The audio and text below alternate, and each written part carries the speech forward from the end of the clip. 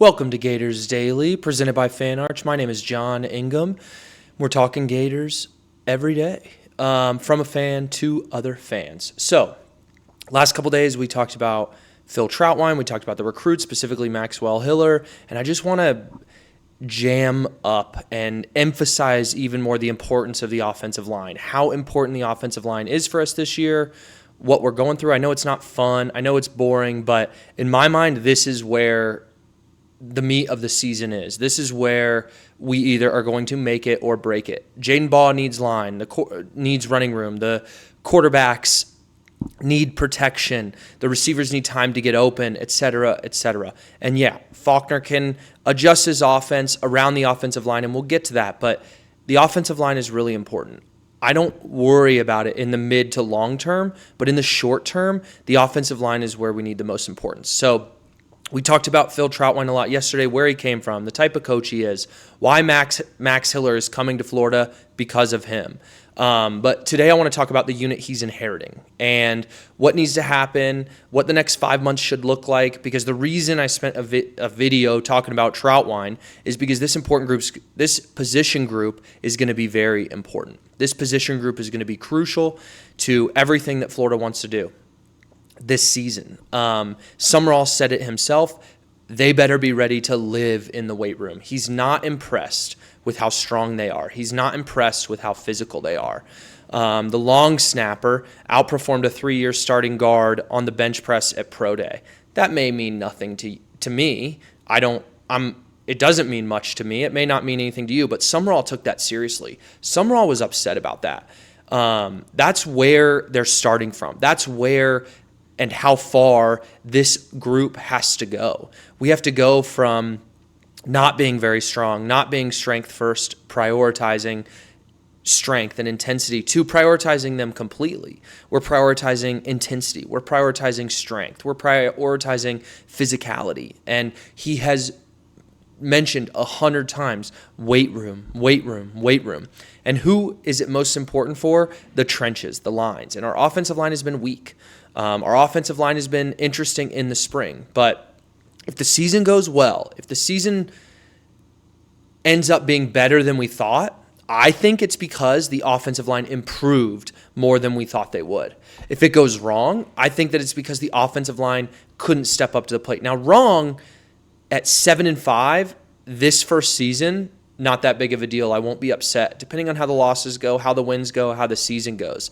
But if we're 4-8, if we're struggling to be physical, if we're getting beat up on the offensive line, then that's how you lose a season really quick. That's how you lose players really quick. That's how you lose confidence in your quarterback. That's how the receivers know that they don't have time to get open, so what's the point in running routes? And you get all this discouraged. The defense is discouraged because the offense can't stay on the field. So that's where I see, when I watch the first game against FAU, the game against Campbell, those won't be the best tests because they won't have as physical of a program, but I'm staring at the offensive line. Who's holding their blocks? Who's keeping their blocks? Which guys are starting where? Who's looking impressive? Who looks stronger and improved? And you have to imagine, as an offensive lineman, as you improve your strength, as you get stronger and more physical, you're going to get better as a player.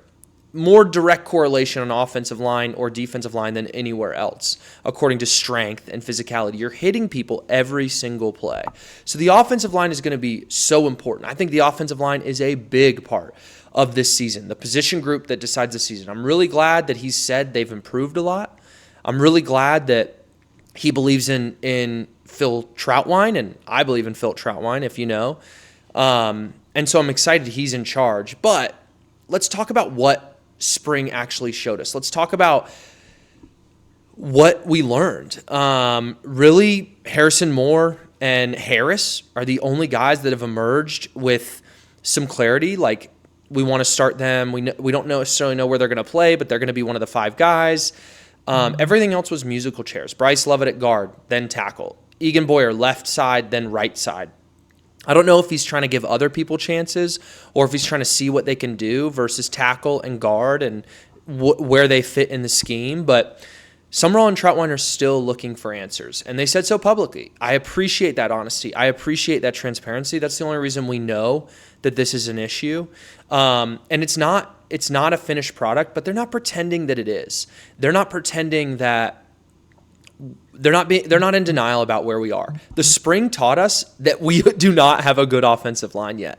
The spring taught us that we have a lot of work to do. And Summerall said it. We've got to get into the weight room. We've got to get stronger and more physical. And he means that for the whole team, but the emphasis, the epitome of that is the offensive line. Can the offensive line get stronger? Can the offensive line get more physical? And then eventually, can the offensive line commit to positions that they're in? And I think this year will be the worst offensive line that Trautwein or Summerall ever have due to his recruiting, due to his coaching, due to how great that this program is going to become, how awakened this program is going to become. However, it's going to be rough this year. And that's why this spring is so important. These offensive line guys have got to put in overtime. They've got to be in the weight room. They've got to be with Trautwein. They've got to be figuring it out. They've got to be working hard to get it better. So what did the spring show us? What did we learn from spring practice? We learned that this group has a lot of work to do. We learned that in order to get our offense clicking, this group has got to get better. Now, obviously, they need to get better. Obviously, they need to go to the weight room. But there are a few reasons to have some optimism. There are a few reasons to believe in us. There's a couple names. Fletcher Westphal did not play at all in the spring. He's been injured. He's 6'8", 330. That's a big boy. That's a man playing offensive line. If he comes back healthy, he will lock up left tackle spot. Big guy, good at protection. He has not played this spring. We have not seen him this spring. He hasn't been healthy. We can't count on him, but it's not a fantasy. This isn't like, oh, we might get this guy to transfer. No, this is a guy that might well start. Fletcher Westphal might well play a lot and a meaningful role. Can we get him healthy? Can we get him strong? Can we get him going? That's really important. Another, Roderick Kearney, another name. Another potential factor, he would be more on the inside, but he has not been available in spring at all. That's two guys that are probably starting offensive linemen that have not been there in the spring. So no wonder these guys are mixing and matching. No wonder they're throwing everyone in different roles. We very well might not have our two best offensive linemen available in the spring. So of course the position is going to look bad. The receiver group looks worse without Dallas Wilson there. Et cetera, et cetera. So there are some reasons to hope. That's what I'm going to be paying attention to. Are these guys coming back healthy? When we start fall practice, are they getting reps? Are they participating? Or are they injured? Are they still figuring it out? Are they still trying to get healthy? So as I'm staring at the offensive line when we play our first few games, those are two guys I'm going to be looking out for. Not only are they playing, are they healthy, but do they look good? Do they look rusty? Do they look weak? I would imagine offensive linemen that spent the last 5 months working out, being physical, getting in shape are going to be a little more prepared than the guy that's been injured in the spring and the summer. However, he may just be that good. He may just be better. They may just be better. And another guy, Emeka, I'm not good at his name, Emeka Ugorji. He started games at Stanford as a 17-year-old. So he's going to develop quickly. He's going to be a lot better with the coaching from Phil Trautwein. And then the last desperate call for optimism here is Buster Faulkner. He's not going to wait for the perfect line. He's not going to say, I can't run my offense until the line's there. He schemes around it. He gets the ball out quick. He puts playmakers in space. And so another thing I'm going to be looking for those first few games that are still 5-6 months from now is, are our plays set up to get the ball out of the hands quick? If they are, that implies to me that he doesn't have as much trust in the offensive line. And we talked about that before the spring game, and we didn't really get many answers in the spring game. The ball was coming out quick, but we also took a couple deep shots. So a little mix and match, a little bit of both. But we have an offensive coordinator. We have a play caller that is willing to be creative, that is willing to be honest about what our offense is, adjusting to what the offense is. He ran an offense last year for their quarterback that he hadn't run traditionally. So he's proven to be able to adjust. Now, I don't want him to adjust every single year to whatever we have. I want him to recruit and build an offense that works with what he has in mind and the style that he has, the emphasis that he has. I'm excited about him having an offense that he wants. However, Sumrall hired him and he came in, and Sumrall knows that this position group is weak. So what can we do as an offense, knowing what we already have, being aware that we have a weak offensive line or not a strength? Our offensive line is not a strength. Can we be aware and work with what we have? I trust that Faulkner is willing to do that. I trust that he can take what he has and make it work. I've never seen him coach. I did not follow Georgia Tech football last year. I did not watch Georgia Tech football last year. We will go back. I will go back and we'll study a little bit as we're getting close to the season, what he did at Georgia Tech and what we can expect at Florida. But we've got 5 or 6 months before the season starts. So still trying to wrap up spring. What did we see? Now, the thing that gives me the most hope, the thing that really gets me excited, and if you watched my video yesterday, you'll know, Trautwein. He is such a good coach. I spent a whole video talking about him, talking about who he is as a person, talking about who he is as a coach, talking about why these players believe in him. He's not just talking up a big game. He's taken recruits and put them in the NFL. He's coached up players that aren't as good. He himself was not a prize recruit and learned and worked and figured out how to become a valuable NFL prospect.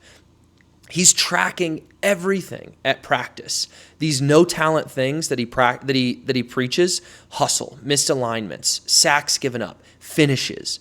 He's tracking those. So you can't manage what you don't measure. He's measuring everything. He's measuring how good these offensive linemen are. He's measuring how much effort they give, and he's going to work with them and get them better.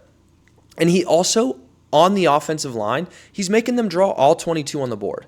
He is building football players. He is building smart offensive linemen. Again, we talked about this yesterday. I just have to emphasize this more. The reason I'm not worried about the offensive line is because I think we have a good offensive line coach. Buster Faulkner can work around it. We've got guys from injury coming back. But if we didn't have Phil Trautwein, this would be a major red flag. Who's the coach? What are we doing with it? Are they living in the weight room? But I think they are. As a player, he did the Meyer Midnight Massacres. He played 5 years in the NFL. He developed himself from a 3-star into a first-round draft pick. He's done this before. He knows what it's like. If you have the things that he thinks are not coachable, if you have the effort, if you have the desire, if you have the greed to get better, the excitement to get better, then he can coach you. He can make you better. And with Sumrall, bringing guys in, not kicking guys out, but he made it very clear when he came in, this is the type of football program I'm going to run. If you want to be a part of it, stay. If you don't, please leave. You're more than welcome to leave. That lets me think that the majority of our guys, I know it's not everyone, but the majority of our guys in that facility as Florida Gators are committed to that process, to working hard, to buying in.